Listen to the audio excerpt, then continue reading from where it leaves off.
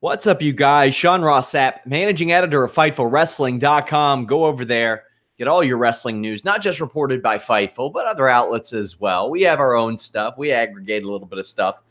And we hold a rumor and pro wrestling speculation list over in our resources section.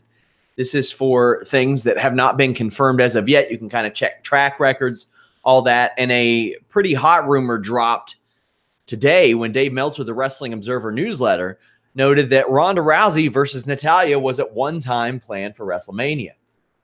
Now, I encourage you, if you want to read this news, to subscribe to Dave's newsletter, but he said Rousey versus Natalya was to be the women's main event of WrestleMania, but two things that took that out of the picture were that Lynch and Flair got hurt and that Jim Neidhart died, and once that happened, Vince didn't want to turn Natalya heel on Rousey anytime soon. Believe me, there were people pushing in the other direction and that it would have been fine, and Rousey versus Flair was for a long time expected to be the match and even the main event, but things changed. Then Lynch got hot, and pretty much everyone was on the same page for Rousey versus Lynch at Mania, Rousey versus Flair at Rumble, and once Rousey beat Jax. As of this week, Rousey versus Lynch is the Mania match. The decision on if it will be the main event and go on last has not been made and probably won't be made until very close to showtime.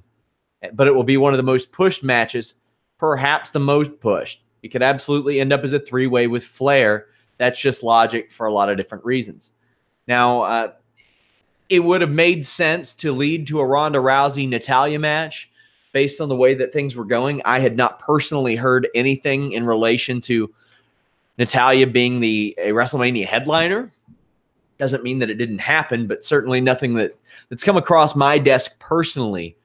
But a rumor emerging from the Wrestling Observer newsletter and Dave Meltzer, Rousey versus Natalya planned for Mania.